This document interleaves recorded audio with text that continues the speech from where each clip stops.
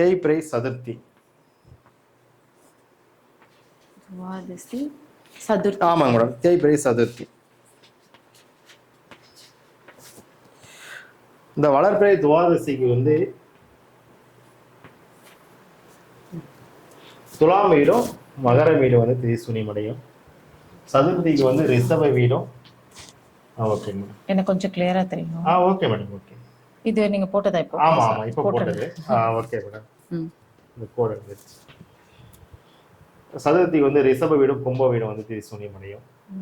பொதுவாக வந்து இவங்களுக்கு எந்த மாதிரி விஷயங்கள்லாம் இவங்களுக்கு பாதிச்சுட்டு இருப்பாங்களா? பொதுவாக வந்து கணவன் மனைவிக்குள்ளார ஒரு பிரச்சனை, நல்ல ஒரு அந்யோன்யத்துல பாதிப்பு, நல்ல ஒரு சுகபோகம் வந்து கிடைக்க முடியாத ஒரு சூழ்நிலை. அதே மாதிரி வந்து பார்த்தீங்கன்னா புதுசாக ஒரு வண்டி வாகனம் எடுத்திருப்பாங்க. ஆனால் அது பழைய வண்டி வாகனமாக தான் இருக்கும்.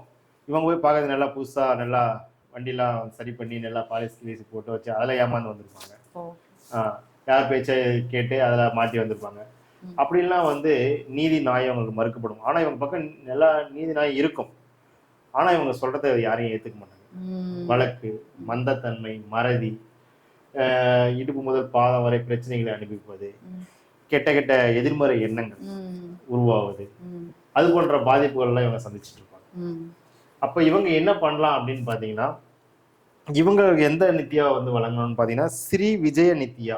ஸ்ரீ விஜய நித்யா. ஆமா, ஸ்ரீ விஜய நித்யாவை வந்து இந்த துவாதசி வளர்பிறை தேய்பிறை சதுர்த்தியில பிறந்த அன்பர்கள் வந்து வணங்கும் பொழுது நிச்சயமா வந்து அந்த பாதிப்பிலிருந்து இவங்களால வந்து வெளிவர முடியும். ஸ்ரீ விஜய நித்யா.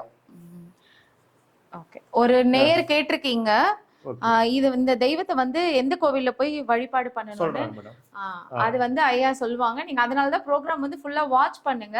நீங்க கோவிலுக்கு போய் வழிபாடு பண்றது ஒரு பக்கம் இருந்தாலும் வீட்லயும் நீங்க பண்றதுக்கான வழிமுறையை தான் ஐயா சொல்லிக்கிட்டு இருக்காங்க. கண்டிப்பா வீட்லயே கூட நம்ம பண்ணிக்க முடியும். உங்களுடைய அம்பாளுடைய படம் நெட்ல கூட கிடைக்குது, எடுத்து வைத்து நம்ம வழிபடலாம். அப்படி இல்லனாலும் கோவில்கள் எங்க இருக்கு, நம்ம அதையும் சொல்லிடலாம். ஓகேங்க. ஸ்ரீ விஜய நித்யா மந்திரம் சொல்லிடலாமா மேடம்?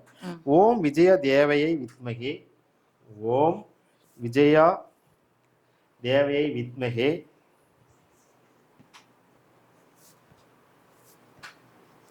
மகா நித்யாயை தீமகி,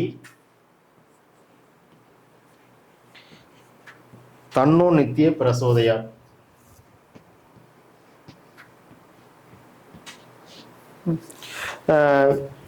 இந்த மந்திரத்தை வந்து நம்ம சொல்லும் பொழுது நம்ம மேற்கொண்ட சொன்ன பாதிப்புகள்ல இருந்து இவங்க நிச்சயமா வந்து விலகி அந்த தோஷத்துல இருந்து தன்னை வந்து இவங்க காத்துக்க முடியும்.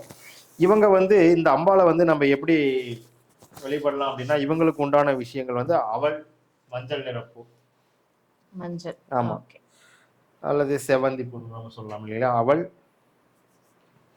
மஞ்சள் நிறப்பூ. இதை வந்து நெய்வேத்தியமா வைத்து ஸ்ரீ விஜய நித்யாவை வந்து வணங்கும் பொழுது நிச்சயமா உங்களுக்கு உண்டான நற்பலன் வந்து கிடைக்கும், தோஷம் வந்து விலகிவிடும். ஓகே. அதே மாதிரி இவங்க வந்து நம்ம குறிப்பா வந்து தைத்துளை கரணம், சௌபாக்கியம், வியாகதம், சாத்தியம், அதே மாதிரி வந்து விஸ்கமம், கண்டம், பரிகம், கௌளவ கர்ணம், சகுனி கர்ணம், இதெல்லாம் இவங்க பிறந்திருக்காங்க.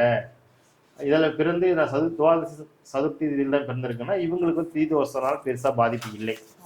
ஆனா இவங்களும் ஸ்ரீ விஜய நித்யாவை வணங்கும் பொழுது நிச்சயமாக வந்து பலன் வந்து இருக்கிறத விட மேலும் அட்வான்ஸா அதிகமா கிடைக்கும். சூப்பர். Okay madam. இந்த மந்திரம் சொல்ல கஷ்டமா இருக்கு அப்படின்றவங்க இவங்களோட நாமத்தை எடுத்து அதோட நமகவை நீங்க சேர்த்துக்கோங்க. ஸ்ரீ விஜய நித்யா நமக அந்த மாதிரி சொன்னீங்கனாலும் உங்களுக்கு பலன் இருக்கும். 21 முறை சொல்லி கண்டிப்பா மேடம் சொன்ன மாதிரி நம்ம அது போல சொன்னாலும் நிச்சயமாக அந்த மந்திரத்துக்கு உண்டான பலன் உண்டு. ஓகே, சூப்பர்யா. ஓகே, அடுத்து போயிடலாம். நம்ம அடுத்ததுக்கு போயிடலாம் மேடம்.